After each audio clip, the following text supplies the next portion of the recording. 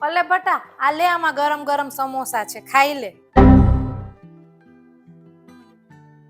Mummy, તું તો કયા જમાનાની સાસુ છો? આજકાલની સાસુઓ તો છે ને વહુ ઉપર નજર રાખીને બેઠી હોય.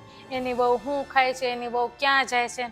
તું તો જઈ બહાર જતે તારી વહુ હાટુ વડાપાઉં, દાબેલી, સમોસા લઈ આ હારું હો. તો તું મને એક વાત કે, આ ઘરનું કામ કોણ કરે છે? તારી વહુ કરે ઘરનું બધું કામ. હા, તો પછી મારી વહુ આ બધા ઘરનું કામ કરે તો હું મારી વહુને જ ખવડાવું ને, કઈ દીકરાને થોડીક ખવડાવવા જાઉં.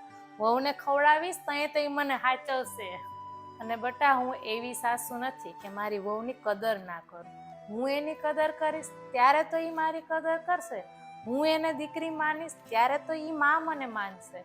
આજકાલની ઘણી બધી સાસુઓ છે ને આવી ભૂલ કરે છે. જ્યાં હાથ પગ હાલતા હોય ને તો એ વહુ હારે બાંધવાનું કામ કરે, અને પછી હાથ પગ હાલતા બંધ થઈ જાય ને પછી એમ કે મારી વહુ તો મારી સેવા જ નથી કરતી.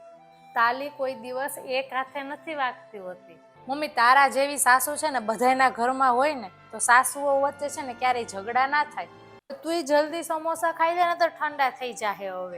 મમ્મી, બધાય કહેતા હોય ને એ વાત આજ સાચી થઈ. બધા એમ કે લગ્ન પછી એક માં છૂટે છે ને તો બીજી માં મળે છે, પણ આજ છે ને તમે એ વાત સાબિત કરીને બતાવી છે.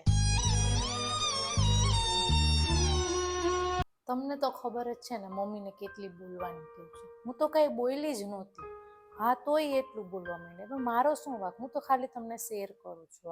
હા શું છે બધું? હટ દઈને ઘરવાળાને ફોન કરી દેવાનો. કામ ધંધે ગયા હોય ને બધી ઝીણી ઝીણી ઘરની વાત કેવી જરૂરી છે? ઘરમાં આમ થયું ને ઘરમાં તેમ થયું ને કા તાર મમ્મીને ફોન કરીને કહી દેવાય અમારા ઘરમાં આમ થયું છે, અમારા ઘરમાં તેમ થયું છે. આ બધું જરૂરી છે કેવું? પણ મમ્મી, હું એમને ના કહું તો હું કોને કહું? હું તો ખાલી એને મારી વાત શેર કરતી હતી. મેં બીજું કઈ નથી કીધું એને. શું ખાલી શેર કરતી હતી? આ જ શીખવાડ્યું છે તને તાર મમ્મીએ? કાંઈની માં વાત કરવાની ને એવું ફાટ ફોન કરી દેવાનું બધું. જા હવે કામ કરવા માંડ છાનું મુની.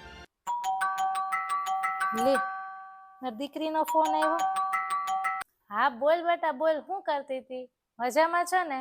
બધી સારું ને? મમ્મી, તને ખબર મારે ને મારા સાસુ છે ને કેવો મોટો ઝઘડો થઈ ગયો. તારે જમાઈ ઓફિસે ગયા ને તો ત્યાં મેં એને ફોન કરીને કહી દીધું. પછી મને એમ થયું કે લાય તને ફોન કરીને કહી દઉં. લે, આટલો બધો મોટી વાત થઈ ગઈ ઘરમાં. આથી અવળી ઘરમાં વાત થાય તો કેવું જ પડે ને જમાઈને. એને ના કે તો ખબર થોડીક પડે કે શું થયું છે ઘરમાં. એ તે સારું કર્યું, કહી દીધું. હા, એને ખબર પડે ને એની મમ્મી પાછળથી કેટલું ટક ટક ટક કરતી હોય છે. એ સારું થયું કહી દીધું. તે મને વાત કરી ને એ સારું કર્યું.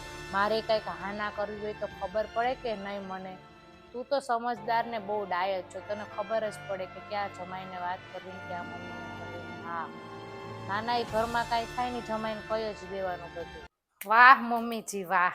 અરે શું વાત છે, વાહ! હું તને પછી ફોન કરું હો બેટા. વાહ મમ્મી, આ તમારું સારું નહીં? દીકરી જમાઈને વાત કરે તો સમજદાર, દીકરી તમને વાત કરે તો સમજદાર, અને હું તમારા દીકરાને મારા ઘરવાળાને વાત કરું તો મને મારા મમ્મીએ કાંઈ શીખવાડ્યું નથી એવું એમ. આ સારું હો મમ્મી. પણ મમ્મી, સમજવાની છે ને થોડીક તમારે જરૂર છે. વાત તો એની સાચી છે. વાત તો એક જ થઈ ને, દીકરીએ જમાઈને કીધું અને વહુએ દીકરાને કીધું. મતલબ તો બે એક જ થયો. મારે સમજવું જોઈએ, ભૂલ છે મારી. વહુ હોય કે દીકરી, પ્રેમ અને માન સન્માન આપો ને અને તો ઘર સ્વર્ગ બની જાય. દીકરી જન્મથી મળે છે તો વહુ નસીબથી મળે છે.